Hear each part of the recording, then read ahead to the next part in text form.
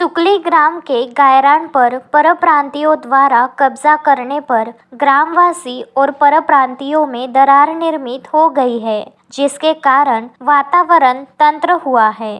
ग्रामवासी गायरान की जमीन खाली करवाने कटिबद्ध है, तो परप्रांतियों ने रहने जगह मांगी है। दोनों पक्ष जिलाधीश समक्ष गुहार कर रहे हैं तथा न्यायालय की शरण में जाना चाहते हैं। ग्रामवासियों की ज्यादती पर परप्रांतियों का एक शिष्टमंडल जिलाधीश को 1 जनवरी 2025 को पुनः मिला व न्याय की गुहार की।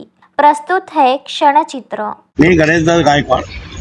सर्वांना सर्वप्रथम नवीन वर्षाच्या हार्दिक शुभेच्छा।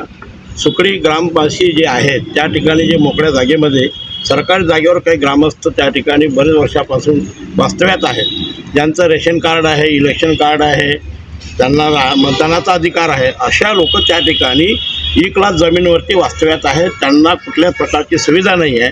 त्या ग्रामपंचायतने यांना उठवण्याचा ठराव घेतला।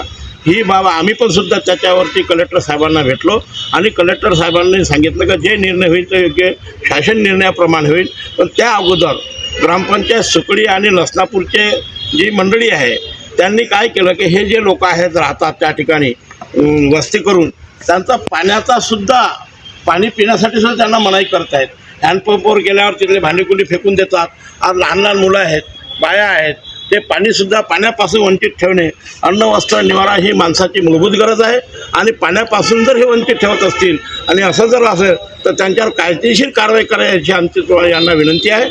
आणि त्या ठिकाणी कायमस्वरूपी हे राहण्यासाठी शासनाने सुद्धा प्रयत्न चालवलेले आहेत। आम्ही सुद्धा त्या पद्धतीनं निवेदनं देत आहोत। जे होईल ते कायदेशीररित्या होईल, परंतु तो निर्णय यायच्या अगोदरच ते ग्राम पंचायतचे जे लोक आहेत त्या ठिकाणचे ग्रामस्थ आहेत, मी सकाळी सरपंचाशी चर्चा केली फोनवरनं की साहेब तुम्ही पाणी असं हे तोडू शकत नाही।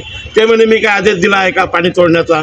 पण तोडू शकत नाही म्हणजे जसं तुम्ही घंटी वाजवता का ते पण खाली करा, 3-3दा घंटी वाजवता तशीच घंटी हे पण वाजवा ना। यांना पाण्यापासून कोणी वंचित ठेवू नये। आणि डॉक्टर बाबासाहेब आंबेडकरांनी दिलेल्या न्यायिक अधिकारानुसार आम्हाला पाणी पिण्याचा हक्क हा आमच्यापासून कोणी हिरावून घेत नाही।